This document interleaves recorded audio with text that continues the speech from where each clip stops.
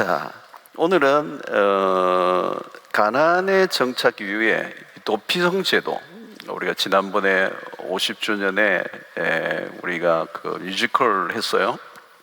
그래서 6성읍 얘기를 했는데, 이 도피성 제도, 도피성에 관한 얘기로 우리가 드라마가 뮤지컬이 있었습니다.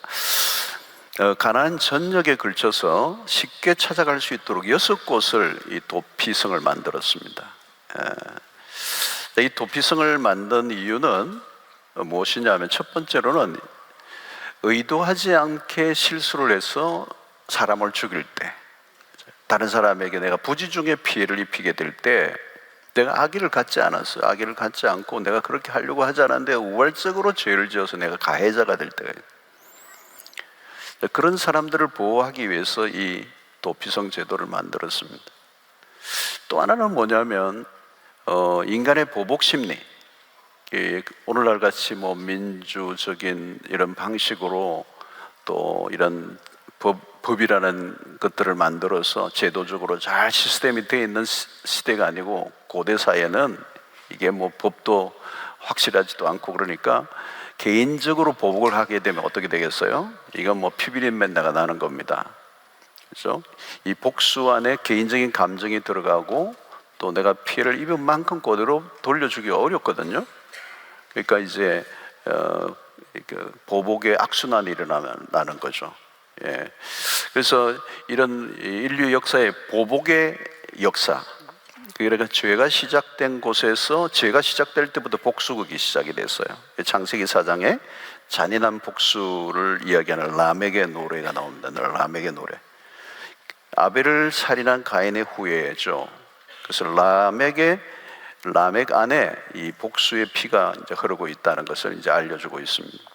이 복수의 특징이 악순환이에요. 그러니까 더 끔찍하고 더 잔인한 피를 불러오는 것이 인류의 역사입니다. 그래서 우리의 삶 속에서도 여러분, 이 보복, 그죠?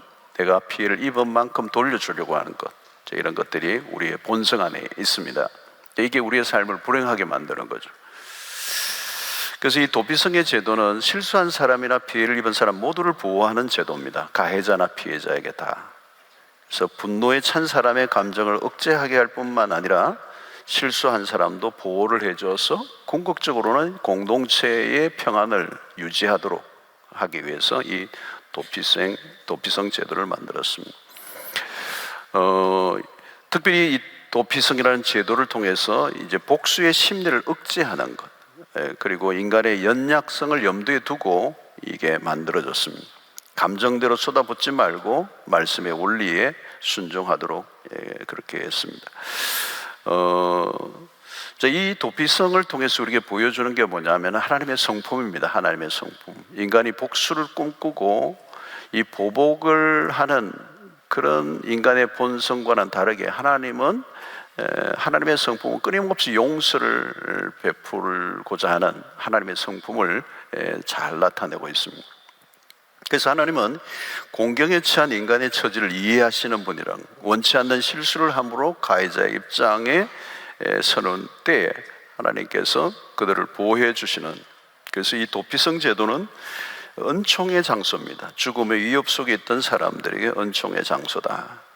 그래서 하나님이 피할 곳을 만들어 인도하신다는 거죠. 그래서 여러분 보면 가인이 죄를 짓고 쫓겨갈 때도, 나쁜 짓을 하고 쫓겨갈 때도 은혜의 법칙을 허락하시고요, 아브라함의 아내 사라의 몸종 하갈이 광야로 쫓겨날 때도 하나님이 긍휼을 베푸시는 분입니다. 그래서 이 보복의 원리가 아니고 은혜의 원리. 자, 그런데 이 도피성에는 한계가 있습니다. 완전한 것이 아니죠. 도피하긴 하지만 여전히 가족들과 격리된 곳이고, 또 제사장이 죽기까지 풀려 나올 수도 없게 되고, 또 고의는 아닐지라도 사람을 죽인 것에 대한 자책감으로부터 자유로울 수는 없습니다. 그래서 이 도피성을 통해 주시는 이 메시지는 뭐냐면, 제도적이고 시스템만으로 안 된다. 진정한 도피성이 무엇인가를 우리에게 알려주는데, 그 진정한 도피성은 바로 예수 그리스도이시다, 이것을 알려주는 겁니다. 그래서 이 구약의 이 도피성이라는 제도 안에 예수 그리스도 이 복음이 아주 잘 묻어나고 있는 일이 바로 이 도피성 안에 있습니다. 주님은 아무리 악한 죄라도 복음은 모든 죄를 용서해 주시는 은혜가 있습니다. 그래서 십자가상에서 주님이 저들의 죄를 사하여 주십시오 이렇게 기도를 합니다. 그죠? 자기를 죽이는 원수를 향하여 저들을 사하여 달라. 이게 복음입니다. 그 말은 어떤 죄도 용서함을 받을 수 있다는 걸 얘기하는 거죠. 또 바울을 보면 그의 과거의 전력을 보십시오. 믿는 사람을 죽이고 잡아가는 일에 앞장을 섰던 바울이에요. 근데 하나님이 그를 온전히 받아주시고 또 복음을 위한 사도가 되게 하셨습니다. 자, 여러분, 죄를 짓지 않는 사람이 아무도 없습니다. 한평생 실수 한 번도 하지 않고 살아가는 사람이 있습니까? 없습니다. 나는 남에게 한 번도 상처를 준 적이 없다. 손 들어보세요. 이상해요. 교회는 상처받은 사람만 있어요. 상처를 나는 너무 많이 받았어. 나는 막 그 사람 때문에, 그 인간 때문에 상처를 너무 많이 받았다고 그러는데 누가 줬는지를 알 길이 없어요. 그 사람을 찾아내야 될 것 같은데, 여러분, 우리는 남에게 상처를 주고 고통을 주면서 살았어요. 내가 모를 뿐이지, 그죠? 말로, 그죠? 말로 막 사람을 죽이는 경우 많습니다, 여러분. 또 행동으로, 마음으로, 그죠? 마음으로도 남을 미워하면 그게 살인이라고 그랬잖아요, 그죠? 마음으로 사람을 미워하는 게 살인이라는 거 아시고 계시죠? 근데 우리는 막 사람으로 미워하잖아요, 그죠? 미워하죠. 요즘 불쾌지수가 굉장히 높고 더워가지고 마음에 이제 막 앞에 자동차 이 주차하는데 좀 앞에 좀 누가 마음에 안 들면 막 이 분노하는 마음, 미워하는 마음이 있어요. 그래서 가끔 우리 이제 주차 안내하시는 분들 위협을 느낀다고 그래요. 왕 하는 이렇게 하는데 주차 안내위원회 그게 따르지 않고 이렇게 막 돌진하고 이러시는 분들이 계시는데 우리 교회는 아닌 줄로 제가 믿습니다. 의도적으로, 그죠? 때로는 노골적으로, 때로는 나도 모르게 다른 사람에게 피해를 준 일이 사실은 많이 있어요. 많이 있어요. 그러니까 죄를 물으면 살아남을 사람이 없습니다. 그래서 우리는 죄에 있어서는 다 50보 100보예요. 뭐 감옥 들어가 있는 사람이나 나와 있는 사람이나 비슷해요. 살인한 사람이나 우리랑 똑같아요. 그죠? 그래서 이 인간은 이 죄 문제 앞에서 피할 길이 없단 말이죠. 누구든지.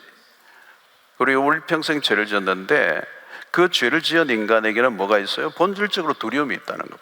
두려움. 그래서 안식이 없고 평안이 없고, 이게 여러분 안식을 누리고 마음의 평안을 누린다는 것은 단순히 어떤 마인드 컨트롤이나 어떤 그런 노력으로 되는 게 아니에요. 이 근본적인 문제. 그래서 우리는 죄인이고 그 죄의 문제가 온전히 해결되지 않았을 때 우리는 도피하는 마음을 갖게 있고 어딘가 숨으려고 하는데 숨을 곳이 없죠.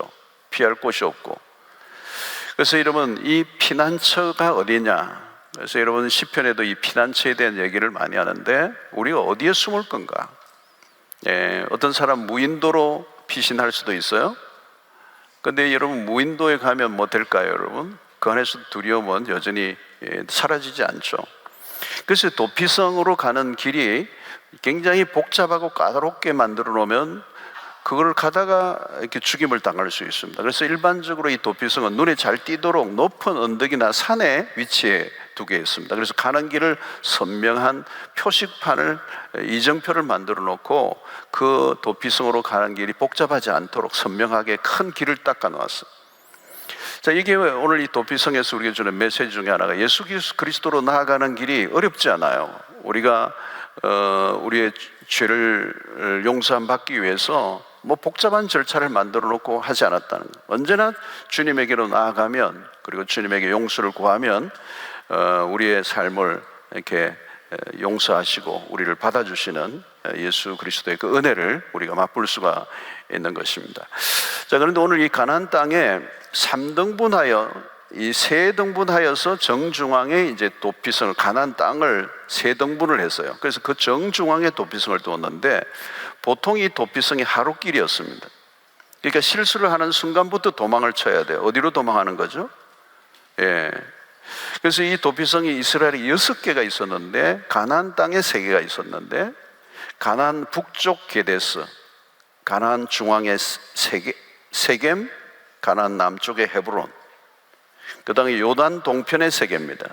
요단 동편 북쪽에 바산 골란이라는 게 있고, 요단 동편의 중앙에 길랏 라못, 요단 동편 남쪽에 베셀이 있습니다. 이제 골고루 배정된 것인데, 이제 하나님의 배려죠. 어디에서든지 가까운 곳으로, 자기가 가까운 곳을 피할 수 있도록 한 것입니다. 이게 하나님은 언제나 가능한 사람을 살리고자 하시는 분입니다.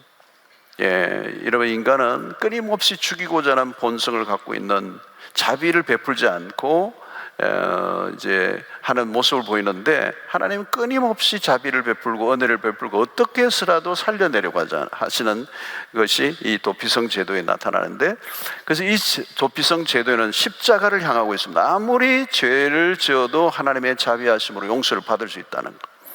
그래서 하나님의 법은 최대한 살리고자 한다, 이 법 정신입니다. 그래서 이 도피성, 이 원어의 뜻이 뭐냐면 받아들이는 도시라는 뜻입니다. 받아들이는 도시, 실수로 사람을 죽인 사람을 수용하는 성이다라는 뜻을 갖고 있습니다.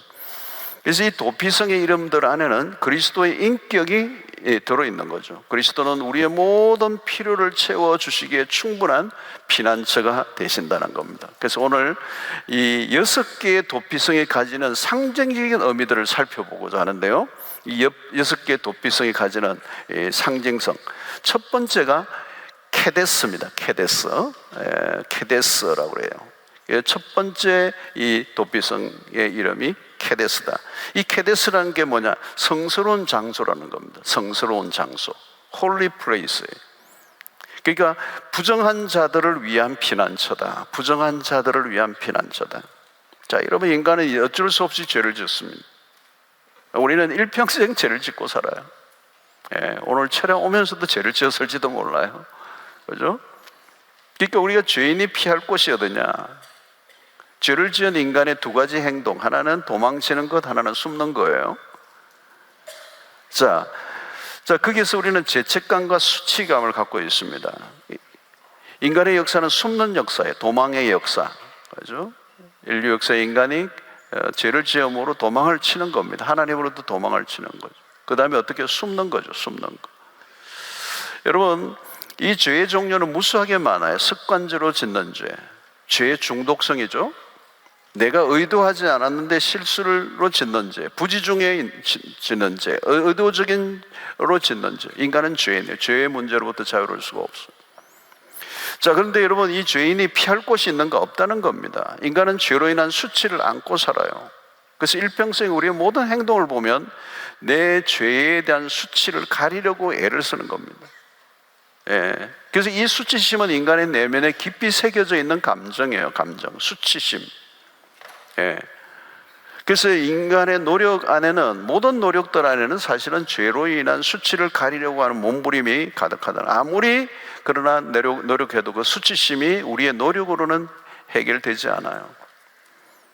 자신을 일시적으로 속일 수 있습니다. 선행을 하고, 그죠? 또 열심히 봉사하고, 어떤 때는 뭐 선교도 할 수도 있어요. 그리고 어떤 분은 또 고액의 헌금을 할 수도 있습니다. 굉장히 많은 헌금을. 이거는 뭐 기독교뿐만 아니라 불교나 이런 데도 있겠죠. 막 그냥 엄청난 기부를 하고 이런데, 겉으로는 굉장히 멋있는 행위인데 사실은 내면에 있는 이 수치심을, 그리고 죄책감을 지우고 싶은 인간의 본능, 그 노력일 수 있다는 거죠. 겉으로는 굉장히 멋있게 보이는데 성공도 하고, 그 성공을 하고 막 유명한 사람이 되려고 하는, 인기를 얻는데 그 내면에는 뭐예요? 자기 안에 있는 끊임없는 이 죄로부터의 두려움을 자기 인간적으로 해결해 가기 위한 몸부림이 될 수도 있다는 것입니다. 근데 여러분, 노력할수록 어떻게 더 괴로워지는 겁니다. 여러분, 이 수치심의 문제는 작은 문제가 아니에요. 그래서 어떤 사람은 일평생 종교적 수행을 하는 겁니다. 여러분, 이게 티베트나 이런 데 보면 막 계속 뭐 돌리고 막 그러대요. 계속 그렇게 하고 막 이게 계속 막 그러면 이게 뭐라 그러죠? 뭐 하여튼 뭐 이게 무릎을 대고 이마에 대고 막 그렇게 막 엎드리면서 몇 번 또 긋고 또 엎드리고 막 그러잖아요, 여러분. 그러니까 그런 것들이 어떤 것은 자기의 어떤 소원을 비는 행위도 있지만 인간이 가지고 있는 수치심을 제거하기 위한 노력이에요. 여러분, 에덴에서 아담과 하와가 죄를 짓고 난 이후에 인간이 스스로 무화과 나무로 만든 옷으로 자신의 몸을 가리려고 했잖아요. 그죠? 이게 종교의 출발이란 말이죠. 근데 온전히 자기의 수치심을 해결할 수가 없어요. 벌거벗었다라고 하는 것을 느끼는 순간 이 벌거벗음의 이 수치를 내가 어떻게 해결해야 할 건가? 이게 인류 역사의 모든 문명을 만들어내기도 하고 때로는 이것이 종교를 만들어내기도 했던 그런 것이죠. 그 수치심을 안고 사는 거예요. 해결이 안 되는 거예요. 뭐 그걸 감투로, 권력으로, 때로는 명예로, 인기로, 성공으로, 돈으로 막 포장을 해도 그것이 내 삶의 근원적인 죄로부터 오는 이 수치심을 해결할 수가 없어요. 그래서 수치심을 만들어내는 행동 중에 하나가 어떤 사람들은 숨는 거예요. 스스로를 고립시켜 버리는 거예요. 예. 여러분, 자신의 연약함이 드러날까 봐 두려운 거죠. 누군가 자신을, 뭔가 자기의 수치, 자신의 어떤 연약함을 들여다보려고 하면 굉장히 분노하는 거죠. 근데 여러분, 이것은 아무리 내가 노력해도 해결할 수 없는 문제예요. 여러분, 그리스도는 거룩하신 분입니다. 그리스도의 거룩함은 부정한 자들에게 소망이 되죠. 오직 거룩하신 분만이 정결하게 하실 수가 있어요. 하나님만이 의로우신 분입니다. 우리는 의롭지 않아요. 의롭지 않은 자가 스스로 의롭게 될 수가 없어요. 의롭게 하려고 하는 모든 인간의 노력은 수치로 돌아간다는 거예요. 수포로 돌아간다는 거예요. 그리스도의 십자가밖에 없다는 것. 죄를 깨끗하게 하시는 것은 십자가밖에 없다는 것. 여러분, 지은 죄를 우리의 힘으로 해결하려고 해서는 안 됩니다. 죄인이 할 일은 이제 내 힘으로 내 수치와 죄책감을 해결하려고 하지 않고 의로우신 그리스도에게로 피해야 하는 거죠. 그래서 이 죄인이 피할 곳이 어디냐? 케데스. 십자가 그늘 아래. 그래서 우리가 죄를 짓고 실수를 할 때마다 십자가 앞으로 나아가는 겁니다. 완전한 피난처는 하나님밖에 없다는 거예요. 우리가 십자가를 붙들기만 하면 더 이상 죄를 묻지 않는다. 이게 복음이잖아요, 여러분. 로마서 8장 33절에 누가 능히 하나님께서 택하신 자들을 고발하리요? 의롭다 하신 이는 하나님이시니 하나님이 의롭다 하신 이를 누가 정죄하리요? 그랬어요. 여러분, 이게 복음입니다. 이게 복음이에요. 하나님이 의롭다 하셨어요. 누구에게? 하나님이 택하신 자들. 그 택하신 자들이 누구입니까? 예수 그리스도의 이름을 믿는 자들. 그렇죠? 여러분, 이것이 복음인 것입니다. 어린 양 예수를 우리가 붙들어야 되고, 이 복음은 우리에게 언제나 굿뉴스가 되는 것이죠. 복음은 죄로 인한 정죄감, 수치감, 죄책감을 완벽하게 해결해 준다. 십자가 앞으로 나아가서 어린 양 예수 그리스도의 이름을 붙들을 때 우리의 모든 죄, 우리의 모든 부끄러움, 수치와 죄책감과 정죄감이 사라지는, 여러분, 인간에게 있는 이 근원적인 우리의 인생의 이 무거움, 근원적인 내 마음에 평화가 없는, 쉼이 없는 삶은 어디로부터 오는가? 바로 죄로부터 오는 것이고, 그 죄가 만들어낸 정죄감, 그 죄가 만들어낸 죄책감, 그 죄가 만들어낸 수치감, 이게 우리의 인간의 근본적인 삶을 힘들게 하는 거예요. 여러분, 나의 죄를 씻기는 예수의 피밖에 없네. 그래서 요즘 여러분, 제가 주일날 요한계시록에서 어린 양 예수, 그 어린 양 예수의 그 피의 공로를 우리가 붙들고 나아가는 자들에게 완전한 용서와, 그리고 그 예수, 어린 양 예수에게 피하는 자들에게는 하나님께서 우리의 영의 자유를 주시고 우리를 의롭다 하시고, 그 의롭다 하신 것을 누구도 더 이상 우리를 정죄하지 않는 완벽한 역사가, 이 케데스라고 하는 이 첫 번째 피난처 되시는 이 도피성에서 주시는 은혜인 줄로 믿습니다.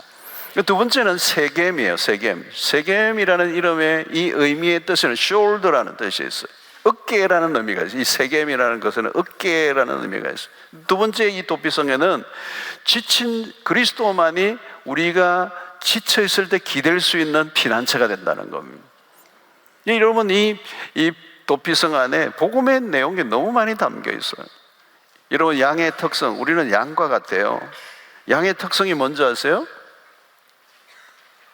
많이 있지만 그 중에 하나가 양이요, 자기 갈 길을 고집하는, 이 고집이세요.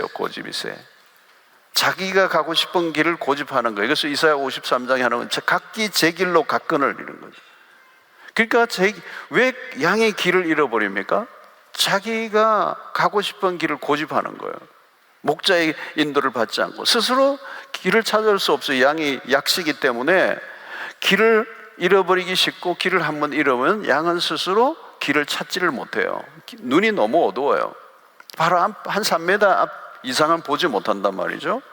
그러니까 자기가 스스로 목소지를 찾아다닐 수 있는 존재가 아닙니다. 근데 목자를 벗어난 순간부터 이 양은 그냥 어떻게 될지 알 수가 없어요. 이 팔레스타인의 굉장히 척박한 뜨거운 태양 아래, 때로는 굉장히 험한 산지 안에 기진하거나 낭떠러지 떨어지거나 죽을 수도 있는 그런 위기에 언제나 처할 수 있는 게 양입니다. 오늘 우리의 모습과 같아요, 여러분. 양이 꼭 그와 같은 것입니다. 우리는 한순간에 길을 잃어버릴 수 있고, 또 길을 잃어버리는 순간 우리의 삶이 어떻게 될지 알 수 없는, 그리고 무엇보다도 여러분, 우리의 인생에 지어진 짐이 무겁다는 거죠. 쉬운 삶이 하나도 없어요. 여러분, 우리의 인생이 얼마나 우리의 힘만으로 살아가기 어려운, 우리의 인생의 짐들이 얼마나 무거운가요, 여러분. 남의 짐은 좀 가볍게 보일지 모르지만 실제로 우리의 인생에 가벼운 짐은 없어요, 여러분. 우리 학생들도 지금 짐을 지고 있는 거예요. 지금 중학생들은 중학생대로 이제 그냥 초등학교를 졸업하고 이제 6학년 될 때는 뭐 이제 끝난다 했는데 중학교가 탁 오잖아요. 이제 중학교에 이제 막 새로 뭐 배우고 막 하는데 힘든데, 이제 중학교가 끝나면 끝나는 것 같은데 또 고등학교가 기다리거든요. 옆에 고등부가 끝나면 또 끝나나 하니까 또 대학 졸업하면 또 끝나나요, 여러분? 대학? 아이고, 졸업하면 이제 당장 돈을 벌어야 되는데 쉽지가 않아요, 여러분. 취직하면 또 다예요, 여러분. 취직해가지고 얼마 못 돼가 막 나오는 사람도 있는데, 편안해질만 하면 또 그래요, 여러분. 아이들 키우는 엄마들도 마찬가지잖아요. 아빠들도 마찬가지잖아요. 아빠가 됐고 엄마가 됐어요. 이제 뭐 다 된 것 같은데 얘들이 빨리 크나요? 쉽지가 않아요. 그냥 또 잘 크나요? 사춘기 오죠? 오늘 사춘기 엄마들, 우리 낮에 오전에 목자 플러스 때 사춘기 엄마들 손 들어보라 했더니 여러 번 했는데 얼굴이 좀 어둡더라고, 내가 보니까. 사춘기가 끝나면 끝나는 거예요? 안 끝나는 거예요, 여러분. 예? 자기가 사춘기가 되고요. 또 뭐 조금 지나니까 뭐 갱년기가 오고요. 뭐. 삶이 버거운 거예요, 버거운 거예요. 여러분, 많은 사람들의 입에서 뭐가 나오면 탄식이 나오는 거예요, 탄식. 남녀노소는 마찬가지예요. 아이는 아이대로, 어른은 어른대로, 남자는 남자대로, 여자는 여자대로, 결혼한 사람은 결혼한 사람대로, 안 한 사람은 안 한 사람대로. 결혼 안 한 분은 빨리 결혼해야지, 날마다 기도 제목이 결혼, 짝 만나게 배우자를 보는 눈을 열어주시옵소서 막 그러는데, 열어주면 그 인간을 만나는 순간부터 행복이 올까 안 올까 그건 아무도 몰라요. 그때부터 내 인생이 꼬일지 안 꼬일지 알 수가 없어. 근데 뭐 해야지, 뭐 어떻게 해요, 그죠?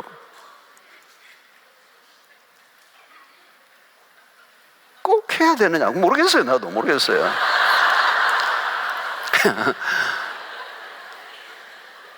여러분, 인생의 짐이요, 무거워요. 무거워. 가볍지 않아요. 내 인생의 짐이 다 벗겨지는 날이 올까? 없어요. 딱 한 군데에서 무덤 가보세요. 돌아가시고 나면 없어요. 누가 지울 수가 없으니까요, 그죠? 그러니까 인생의 짐이 가벼울 리가, 우리가 기댈 수 있는 사람이 없어요. 그러니까 우리가 무거우니까 누군가의 도움을 좀 받고 싶은데 도움을 받을 수 있느냐고. 내가 기댈 언덕이 있느냐는 거예요. 내가 기대려고 좀 했는데 그 사람이 옆으로 더 넘어지네? 누구 좀 만나서 내가 좀 하소연하는데 내 도움이 될까 했는데 그 사람이 또 그러네. 내보다 더 큰 어려움이 있어? 그래 가다가 하나 더 뒤집어 쓰고 와요.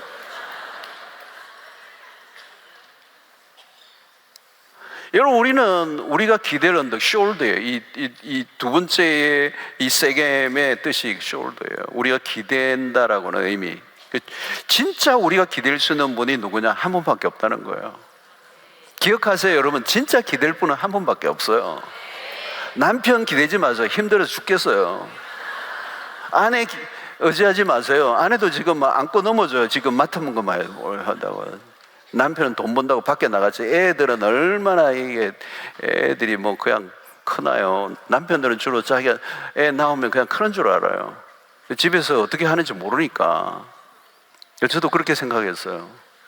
그러다 보니까 그렇게 크는 게 아니더라고. 얼마나 애를 쓰는지. 아내들이 집에서 하는 일이 표가 안 나. 근데 엄청난 이 가사일이 엄청난 거예요. 지난번에 박지성 애 키우는 게 나을까 축구하는 게 나을까? 축구하는 게 훨씬 낫대요. 죽도록 뛰는 게 낫대요. 애 집에서 보는 거 못한대요. 얼마나 힘드는지. 여러분, 우리는 기댈 곳이 없어요. 친구에게 기대 보세요. 친구 하나 잃어버려요.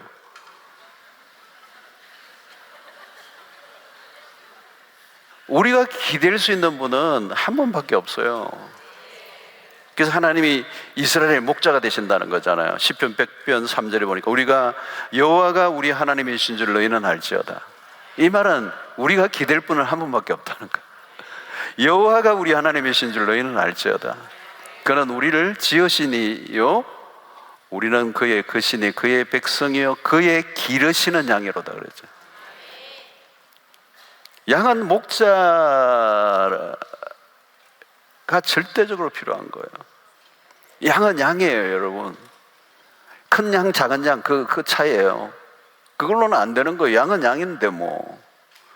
목자가 필요한 거예요. 목자가 필요한 거예요. 여러분, 전능하신 목자의 어깨에 기댈 수 있어야 돼요. 그리고 여러분 보십시오. 이 누가복음 15장 4절 5절에 보면 너희 중에 어떤 사람이 양 100마리가 있는데 그 중에 하나를 잃으면 99마리를 덜에 두고 그 잃은 것을 찾아내기까지 찾아다니지 않겠느냐? 또 찾아낸 적 즐거워 어깨에 메고. 어깨라는 단어가 나와요. 세겜이라는 단어와 같은 거예요. 어깨에 메고, 양을 어깨에 메고. 누가요? 목자가. 그 목자가 누구죠? 주님이시죠. 세상에서 길을 잃고 헤매고 있는, 그래서 정말 초죽음이 되어 있는 이 양을 찾아내셔서 찾아내기까지 찾아다니고 찾아내고 즐거워 어깨에 메고 오는 거예요. 어깨에 메고. 그러니까 우리의 삶에 지쳐 있으면요, 우리를 건져낼 사람이 아무도 없어요. 우리 목자밖에 없어요. 그래서 오늘 이 밤에 나온 줄로 믿습니다. 여러분들의 문제는 하나님밖에 해결할 자가 없습니다. 누구를 찾아가요? 아버지? 아버지도 죽겠어요. 언니? 안 돼요. 큰언니? 안 돼요. 큰언니 돌아가시기 직전이에요. 힘들어요, 다. 여러분들 우리의 인생에 의지할 분은 오직 주님밖에 없다는 거죠. 그 전능하신 자의 어깨. 그죠?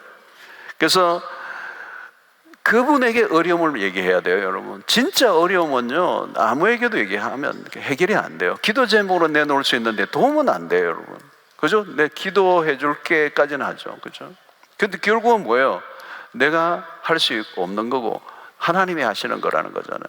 그러니까 나도 내 문제 해결하지 못하는데 누가 누구의 문제를 해결할 수가 있겠어요? 그래서 우리는 한 분에게만 기대하는데 마태복음 11장 28절에 보면 수고하고 무거운 짐진 자들 다 내게로 오라 내가 너희를 쉬게 하리라. 예?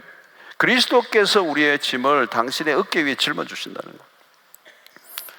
베드로전서 5장 7절 너희 염려를 다 주께 맡기라. 다 주께 맡겨라. 이는 그가 너희를 돌보심이라. 이 돌본다는 개념이 그죠? 목자가 양을 돌본다는 얘기죠. 그분에게 맡기라는 거죠. 그분에게 피하라는 것입니다. 여러분 신앙생활 딴 게 아닙니다. 하나님께 잘 맡기는 겁니다. 주님은 계속 우리에게 말씀하세요. 나에게 맡겨라. 내가 너를 돌보아 주겠다. 내 어깨에 기대라. 그분의 어깨에 우리의 삶을 내어 맡길 때 그분은 우리의 삶을 충분히 이끌어 주시는 능력의 하나님인 줄로 믿습니다. 세 번째는 헤브론이에요. 헤브론. 이 헤브론의 뜻은 교제입니다. 교제, 펠로십이에요. 이 노숙자를 위한 피난처. 마치 노아의 비둘기처럼 영적으로 집 없는 방랑자의 모습을 보여주는 거예요. 노아의 그 방주에서 비둘기처럼 보내는데 이게 정처 없는 거예요. 앉을 곳이 없는 거예요. 방주 밖에는 휴식도 교제도 안전함도 없는 거죠. 여러분 오늘날 방황하는 자들이 굉장히 많습니다. 방황. 언제 시작되죠? 하나님의 품을 떠난 순간부터 인간의 삶은 방황해요. 그러니까 여러분, 하나님을 믿지 않고 하나님 안에 살아가지 않는 사람들은 모두가 방황 중이에요. 방황. 볼 거 없어요. 원더링이에요.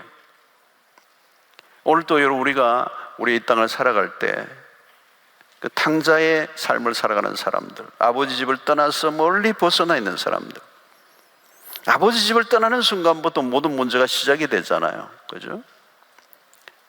모든 걸 내가 책임져야 되고, 내가 다 책임을 져요. 책임질 수 없는 사람이 책임을 지는 삶이 얼마나 힘들겠어요. 홀로 문제를 풀어야 돼. 모든 게 그때부터 뒤틀려져 있는 거죠. 그래서 여러분, 현대인들은 외로움에 찔려들리는 거예요. 홀로 살아가는 거예요. 홀로. 아버지를 떠난 그 순간부터 고립되어 있는 거잖아요. 외로움이. 참된 교제가 없어요. 참된 교제, 펠로십이 없는 거예요. 오늘 현대인들이 여러분, 이 고독사도 많고요. 다 이 코로나를 지나면서 더 이게 개인화되고요. 공동체 안으로 못 들어오는 사람도 많고요. 세계적으로 그렇잖아요. 교회 안에도 원래 공동체 안에 있었던 사람인데 코로나로 인해서 공동체를 떠나 있는, 다시 못 돌아온 사람들이 굉장히 많이 있어요. 그리고 이 개인주의 심화에 부채질을 하는 게 핸드폰이잖아요. 그죠? 핸드폰. 그죠? 핸드폰을 들고 있는 거죠. 홀로 시간을 보내는 거죠. 이 안에 무한한 세계가 있으니까 볼거리가 있고, 짤 보면 뭐 그냥 밤을 새우고 볼 게 너무 많은 거예요. 홀로 고립된 환경 속에서 더 이제 굴을 파고 안으로 들어가면서 이제 살아가는 사람들. 여러분, 이 감옥에서도요, 가장 두려운 곳이 어디예요? 독방이에요, 독방. 그 독방은 뭐죠? 중범죄들에게만 하는 겁니다. 중범. 사실은 홀로 있다는 것 자체가 그게 수감된 삶을 살아가는 거와 똑같아요. 그러니까 이 사람은 다른 사람들과 여러 명 있는 데는 뭐 또 서로 뭐 좀 갈등도 있지만 그래도 사람과의 관계 속에 있고 말도 하기 때문에 괜찮아요. 근데 이제 중범자들은 독방으로 집어넣어 버리는 거죠. 중형이에요, 중형. 그러니까 여러분, 홀로 지금 독방에 있는데 집이긴 하지만 사실은 중형 상태에 있는 거와 마찬가지예요. 형벌을 받고 있는 거예요. 고립되어 있는 거예요. 격리되어 있는 거예요. 그러니까 오늘날 이 사실은 우리 주거 문화도 이게 참, 한국은 어쩔 수 없이 땅이 잡으니까 이 아파트의 문화가 어쩔 수 없는데, 이 한국만큼 아파트가 이렇게 많은 나라가 별로 없어요. 이게 막 완전 아파트잖아요. 그죠? 그러니까 이게 고립되어 있는 거죠. 이게 벽에 옆에 누가 사는지는 잘 몰라. 여러분, 옆집에 누가 하나 사는지 아시는 분? 통성명하고 뭐 밥도 나눠 먹고 서로 막 문도 열어놓고 왔다 갔다 하고 막 그런 아파트 있어. 뭐 층간소음으로, 그죠? 막 이웃이 원수로 변하는 거. 그래가 뭐 얼마나 막 이게 사실 그래요. 여러분, 이 아파트 생활을 하면 이 층간 소음이 이게 만만치 않은 거예요. 그죠? 계속 뭐 위에서 막 왔다 갔다 하고 왔다 갔다 하고 막 애들이 막 뛰고 뭐가 쿵쿵쿵쿵 하면 난 괜찮다 그런 뭐였어요. 그럴 수 없죠. 그죠? 그러니까 굉장히 이게 우리 이 삶을 각박하게 만들잖아요. 그죠? 고립되어 있는 거예요. 고립되어 있는데 이제 그런 이웃이 없고 관계가 없는 거예요. 펠로십이라는 개념이 없어요. 공동체라는 거, 옛날에 마을이라고 하는 그런 개념이 없어요. 그 시골에 옛날에, 요즘 시골도 이제 그런 게 없어졌지만 옛날 시골은 다 문을 다 열어놓았잖아요. 다 문을 열어놓고. 제 어릴 때만 해도 뭐 저는 부산에 살았습니다. 근데 뭐 친구들 집이나 이런 데가 늘 뭐 열려 있어요. 열려 있고 뭐 집에 언제든지 들어갔다가 밥 얻어 먹고 오고 뭐 이런 거예요. 그렇게 한 거죠, 그죠? 이게 이제 공동체라는 개념이에요. 펠로십이 있는 거. 언제든지 누구의 집에 가서도 밥을 얻어 먹을 수 있고 뭐 빌려올 수도 있고 뭐 서로 그냥 유무상통하는 이런 관계였단 말이죠. 이게 고립이라는 개념이 없었어요. 그런데 지금은 이제 고립이 되어 있는 거죠, 그죠? 그러니까 이러면 이 우울증이 안 생길 수가 없어요. 이 구조 자체가 우울증이 안 생길 수가 없어요. 도시는 이 외로움이라고 하는 것, 이것은 개인주의가 심화되면서 심지어는 요즘은 가족들 간에도 무관심해지는, 이 밥상이 없어져 버렸잖아요. 이 밥상이라는 게, 이게 테이블이 이게 얼마나 중요합니까? 같이 밥을 먹는 거, 이게 없어져 버린 거예요. 그래서 각자만 알아서 하고 각자가 그냥 어떻게 어디서 사는지 모르고, 남편이 돌았는지 아내가 뭐 어디 갔는지 아무도 모르고 잘 살아 있겠지 뭐 이러면서 한 번씩 뭐 잘 있어 이러고 애가 카톡으로 또 확인하고 또 답도 안 하고 뭐 이렇게 또 뭐 유유 뭐 이렇게 하고 말이죠. 크크 하고 끝나고 말도 안 하고 말하기도 싫어. 그냥 막 이모티콘 하나 딱 날려버리고. 예. 여러분 이렇게 어려움은 홀로 있는 거예요. 그렇죠? 펠로십이 없는 거죠. 교제가 다 끊겨버린 거죠. 이게 가장 심각한 거라는 거예요. 그게 여러분 나와 너와의 관계가 없어져 버린 거예요.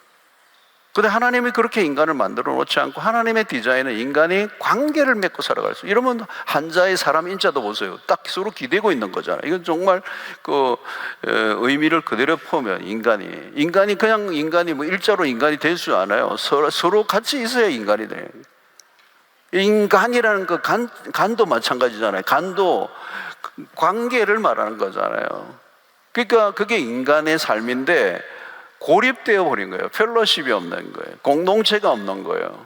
나만 있고 너는 없는 거예요. 나와 그것과의 관계지 나와 너와의 관계가 아니에요. 우리의 관계가 없는 거죠. 여러분 하나님이 가정과 교회를 주신 의도가 뭐예요? 관계예요. 관계가 아니면 가정과 교회가 있을 이유가 없어요. 각자 알아서 하면 되는 거지. 그죠? 애 낳고 그러면 각자 뿌리 흩어지면 가정이라는 개념이 없는 거 아니에요, 여러분?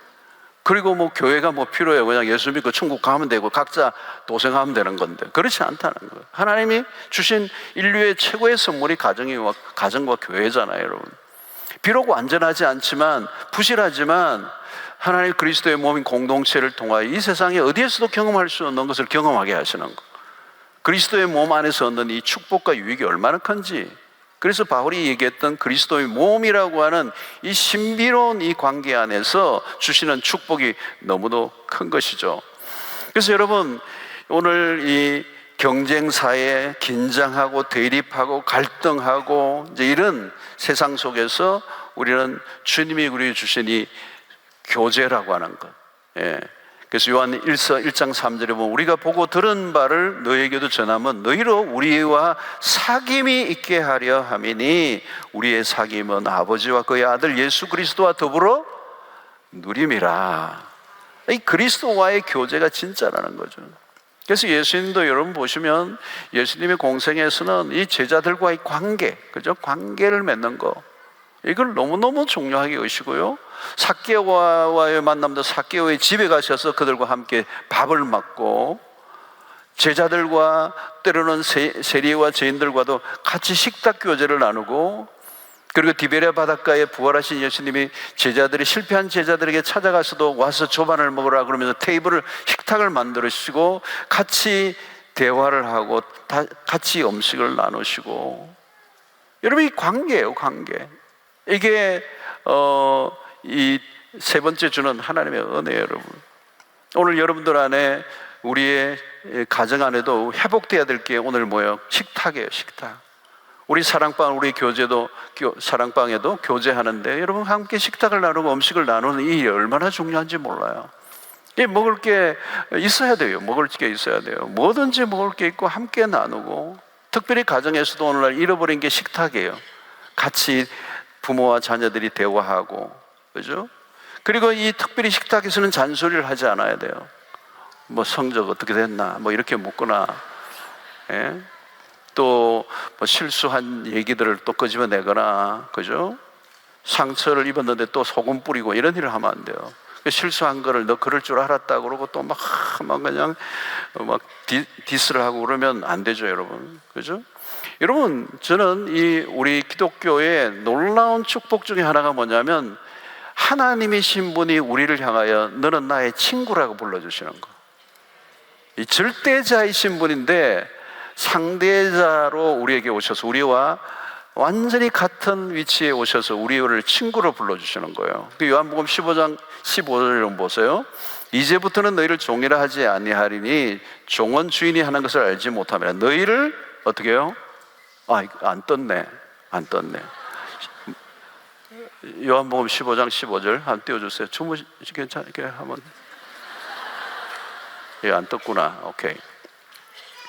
자, 제가 다시 읽겠습니다. 이제부터는 너희를 종이라 하지 아니하리니 종은 주인이 하는 것을 알지 못함이라. 너희를 친구로 하였노니 그랬어요. 요한복음 15장 15절이에요, 여러분. 이건 놀라운 겁니다. 아브라함에게도 나의 벗이라고 그랬거든요. 친구라고 그랬어요. 펠로십이에요. 그래서 오늘 이 세 번째, 오늘 이 도피성에서 주는 헤브론이라고 하는 이 말의 의미가 펠로십이다, 교제다. 그 교제의 핵심 가운데 하나는 뭐냐면 하나님과 우리의 교제예요.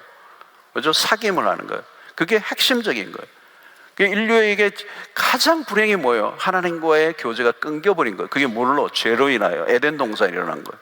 그것을 예수 그리스도가 오셔서 십자가로 막힌 담을 허무시고 하나님과 우리 관계를 회복시키시고 우리와의 진정한 회복은 펠로십이 일어나는 거예요.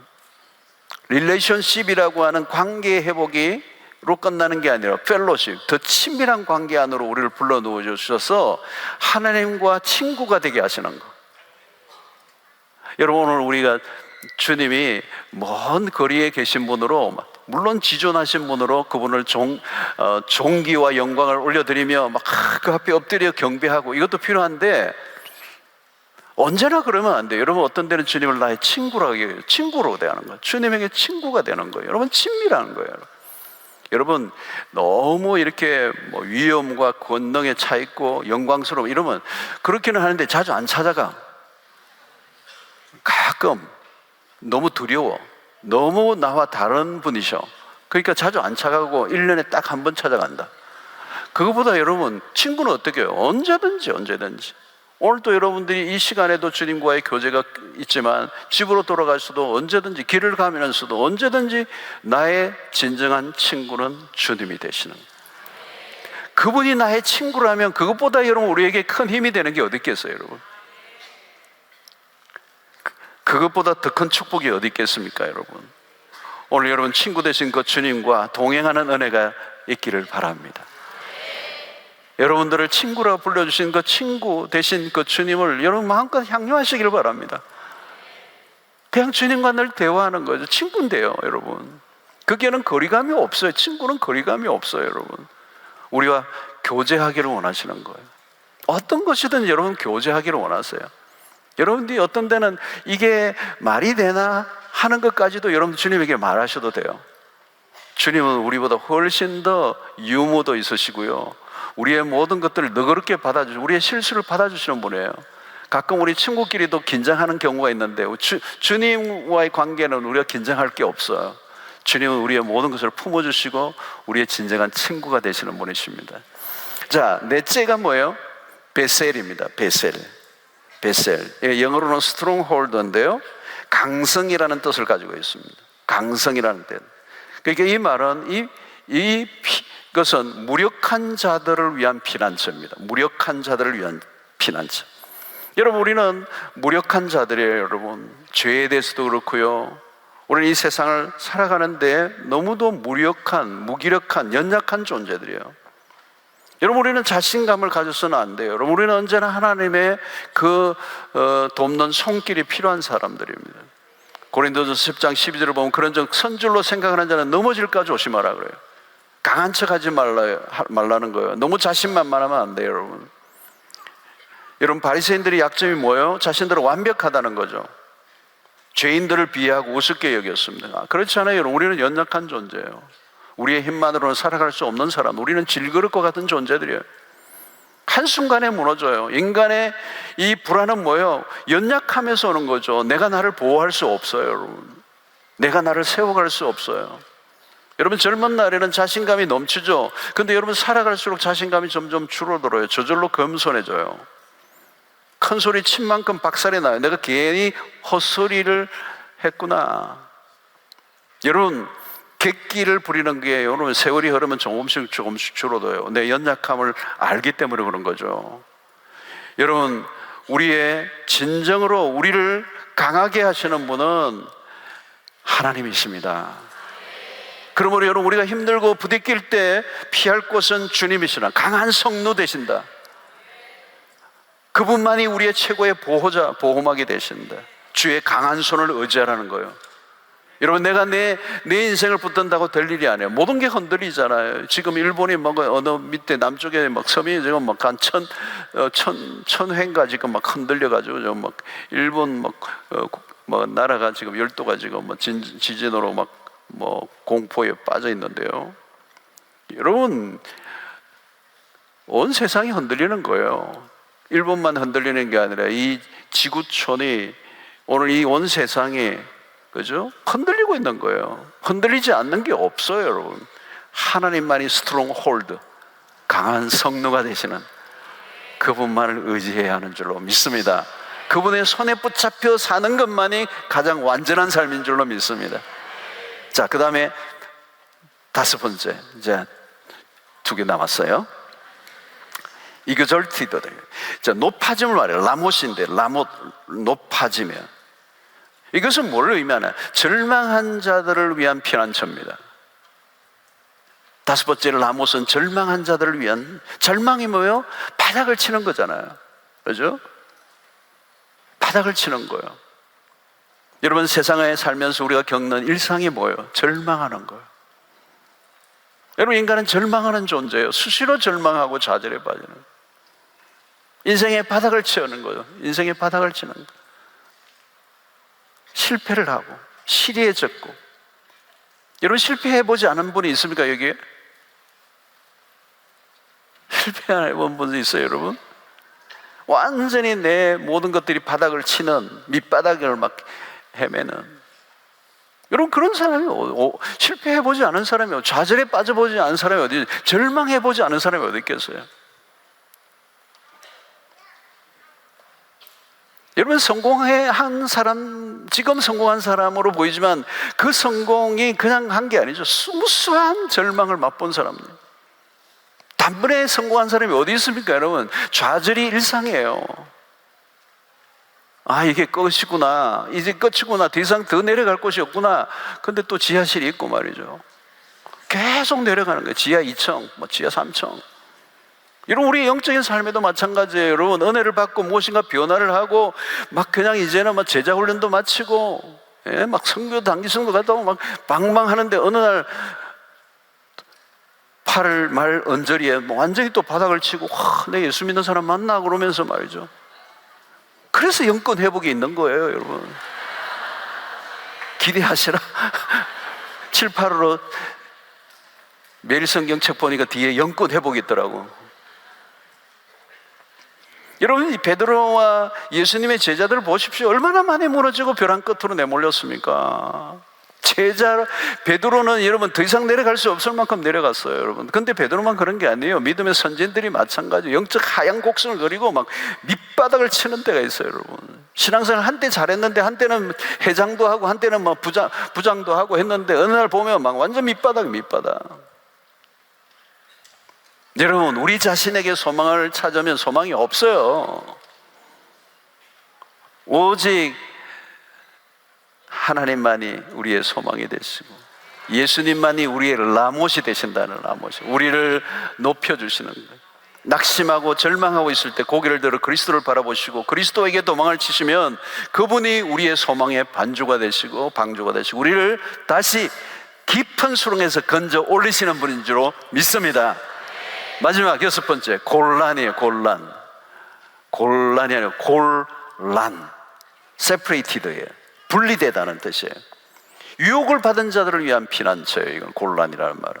그리스도인들이 세상의 유혹을 얼마나 받습니까, 여러분? 유혹을, 템테이션이 얼마나 많아요, 여러분. 유혹이 없는 날이 없고 없는 순간이 없고 마치 세상의 지뢰밭과 같은 거예요. 지뢰밭과 같은 거예요. 온통 유혹이에요, 여러분.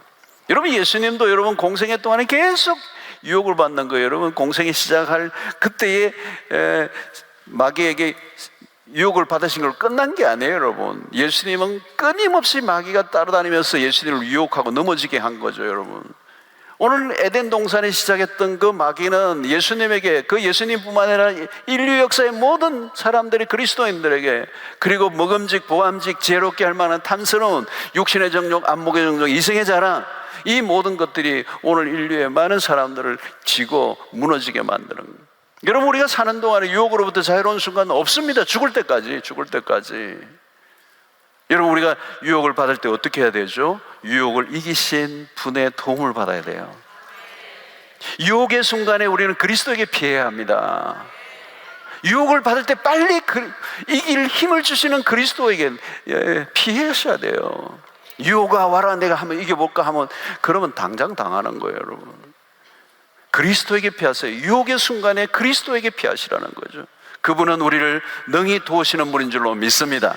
히브리서 4장 15절에 16절에 우리에게 있는 제사장은 우리의 연약함을 동정하지 못하시리가 아니요 모든 일에 우리가 똑같이 시험을 받으시니로되 죄는 없으신다. 그러므로 우리는 긍휼하심을 받고 때를 따라 돕는 은혜를 얻기 위하여 은혜의 보좌 앞에 담대히 나아갈 것이니라. 제가 말이 빨라지고 있습니다. 그리스도가 시험을 받으셨기 때문에, 그리고 시험을 받으셨지만 시험 당에 빠지지 않으셨어요. 이기신 분이에요. 그래서 우리는 그분에게 나아가면 긍휼하심을 받고 때를 따라 돕는 은혜를 얻기 위해 그분 은혜의 보좌 앞에 나아가면 그분이 우리를 도와주실 줄로 믿습니다. 그리스도는 우리를 위해 스스로 분리되신 분이에요. 하늘과 땅, 하나님과 인간으로 분리되신 분. 사단으로부터 완벽하게 보호를 받으려면 예수님이 우리의 모든 것이 되어야 합니다. 전능하신 품에 안기고 그분의 무한한 사랑에 안기고 그분에게 피할 때 우리의 모든 이 세상의 유혹으로부터 이기게 하실 줄로 믿습니다. 그래서 여러분, 유혹이 올 때는요, 유혹과는 맞상대하면 안 돼요. 유혹과 맞상대하면 안 돼요. 유혹의 순간에 무조건 그리스도에게 피하셔야 됩니다. 그러면 그리스도가 그 유혹으로부터 우리를 보호해 주실 줄로 믿습니다. 여러분, 유혹에 한번 넘어지면 그 유혹이 우리의 인생을 얼마나 비참하게 몰아가는지 모릅니다. 그때마다 그리스도가 우리의 도움이 되심을 믿으시기를 축원합니다. 자, 이 이름들로부터 그리스도 안에서 배울 수 있는 게 뭐예요? 첫 번째, 거룩함. 그 죄로부터 우리를 거룩하게 하고 의롭게 하시는 분, 이분이 그리스도였어요. 우리를 안식의 길로 인도하시고 우리를 진정한 교제 안으로, 그리고 우리를 안전한 곳으로, 그리고 우리를 고양시키는, 높여주시는, 그리고 우리를 죄로와 유혹으로부터 우리를 분리시켜 주시는 이 은혜가, 이 6가지 성읍, 이것으로부터 주시는 하나님의 은혜요, 이 6가지를 온전하게 우리에게 주실 수 있는 분이 바로 예수 그리스도이심을 말씀하고 있는 거예요. 그래서 전체적으로 우리에게 주시는 은혜는 뭐냐? 우리에게 피할 곳이 있다는 거예요. 오늘 이 말씀의 핵심은, 피할 곳은 분명해요. 예수 그리스도라는 거죠. 여러분, 평소에 내가 도피할 곳이 어딘가를 알고 있어야 돼요. 그죠? 그러니까 오늘 그 당시에 가나안 땅에 살았던 이스라엘 백성들은 자기가 부지중에 실수를 하면 무조건 어디로 도망을 가야 한다는 방향을 알고 있는 거예요. 표시등을 향해서 그 하루길에 반드시 그 도시 안으로 피하게 하면 아무도 그를 손댈 수 없게 만들어 놓았던 것과 같이, 오늘도 우리가 날마다 우리의 삶에 힘들고 어렵고 때로는 지치고 피할 길이 없고 유혹을 받고 바닥을 치고 할 때 우리가 어디로 가야 할 것인가를 정확하게 알고 있어야 된다. 그게 어디예요? 예수 그리스도라는 거죠. 여러분, 어려움이 있을 때 우왕좌왕하면 안 돼요. 우리가 위기 속에 빠질 때, 절망 속에 있을 때 허우적거리고 그냥 탄식하고 할 것이 아니라 그리스도에게 피하면 살려주실 줄로 믿습니다. 여러분, 사람을 의지하지 마세요. 도울 힘이 없는 인간을 의지하지 마세요. 해결책을 이미 주님이 우리에게 내어놓으시고 그분이 우리의 피난처가 되신다는 것. 피할 줄 아는 게 실력이에요, 여러분. 시편 46편 1절, 하나님은 우리의 피난처시요 힘이시니 환난 중에 만날 큰 도움이시라. 여러분, 이 밤에 우리가 나와서 기도하는 이유가 뭘까요? 피할 곳이 하나밖에 없다는 거예요. 하나밖에 없다는 거예요. 우리가 기도하는 이유예요. 주님만이 우리의 진정한 피난처가 되십니다. 주님만이 우리의 도움이십니다. 우리는 알고 있어요. 이게 얼마나 큰 복인가. 피할 길을 알고 있는 거예요, 여러분. 사람들이 오늘 이 세상으로 사람들이 문제가 생기고 어려움이 생기고 죄를 짓고 유혹을 받고 바닥을 치고 고립되어 있을 때 뭐예요? 자충우돌, 우왕좌왕, 허겁지겁, 그 다음에 모르겠어요. 하여튼 뭐 혼란 속에 빠져 살아가는 거예요. 답이 없어요. 답이 없어. 근데 우리는 어디로 달려가야 할지가 분명한 거예요. 그것을 알고 이 밤에 기도의 자리에 차라 나온 여러분들은 이미 소망이 있는 줄로 믿습니다. 두 번째, 이 도피성을 통해 우리에게 주시는 메시지의 핵심은 뭐일까? 하나님은 자비로우신 분이라는 거예요. 사람을 죽인 죄를 범해도 살 길을 열어두셨다는 거예요. 아무리 지은 죄가 많아도 살 길이 있다는 거예요. 우리 죄가 아무리 중대해도 하나님의 자비는 크다는 거예요. 상자의 비를 보세요. 기다리는 아버지. 은혜잖아, 은혜. 기다리고 있는 거예요, 그대로. 이 인간, 그게 아니에요. 복음은, 그죠? 너무너무 복음의 스펙트럼은 크고 넓고 강대해요. 누구도 거절하지 않아요, 여러분. 십자가로 피하면 되는 거예요. 십자가는 멀리지 않아요. 우리 곁에 있어요. 멀리지 않아요. 도피성은 까다롭고 복잡한 절차를 거쳐야 갈 수 있는 길이 아니에요. 항상 열려 있어요. 십자가는 우리 앞에 늘 서 있는 겁니다. 하나님은 살려주시고자, 우리를 살려주시고자 적극적으로 우리 곁에 다가오셔서 은혜를 베푸시고, 그 복음은 상상할 수 없는 은혜를 우리에게 베풀어 주시는 분이신 줄로 믿습니다. 히브리서 4장 16절, 그러므로 우리는 긍휼한 하심을 받고 때를 따라 돕는 은혜를 얻기 위하여 은혜의 보좌 앞에 담대히 나아갈 것이니라. 오늘날 우리의 도피성은 은혜의 보좌, 그 은혜의 보좌는 곧 예수 그리스도이십니다. 우리의 신앙의 결정은 보좌를 향하는 거예요. 힘들고 지치고 위험하고 바닥을 칠 때 그리스도를 바라보십시오. 주님의 팔에 안기십시오. 그분의 어깨에 기대십시오. 마음껏 기대세요. 여러분들의 모든 유혹으로부터 여러분들을 보호해 주실 것이고, 여러분들을 강하게 붙들어 주시고, 여러분들이 외로울 때 친구가 되어 주시는 그 주님을 만나시기를 축원합니다. 피할 길은 오직 예수 그리스도. 어떤 상황에서도 그리스도에게 피하십시오. 피하는 게 능력이에요. 피하는 게 실력이에요. 믿음의 주요 또 온전하게 하시는 이인 예수를 바라보십시오. 그러면 살려주십니다. 그분은 일으켜 세워주십니다. 그분은 우리를 보호해 주십니다. 우리의 안전이 되십니다. 우리의 능력이 되십니다. 스트롱홀드가 되십니다. 그분은 우리를 높여주십니다. 이겨졸티드. 여러분, 우리의 인생 가운데 그분 같은 분은 없습니다. 그래서 우리는 언제나 찬양을 부를 때도 우리 그 주님을 찬양하는 거예요. 오늘 이 밤에 나오신 여러분들이 어떤 문제를 갖고 있더라도 오늘 이 6가지 문제 안에 다 들어올 거예요. 그분이 답이십니다. 주님 앞에 나아가시고 그 주님 안에서 참된 안정과 보호와 안식과 힘과 능력과 회복의 은혜를 누리시는 여러분들 되시기를 주의 이름으로 축원합니다. 자,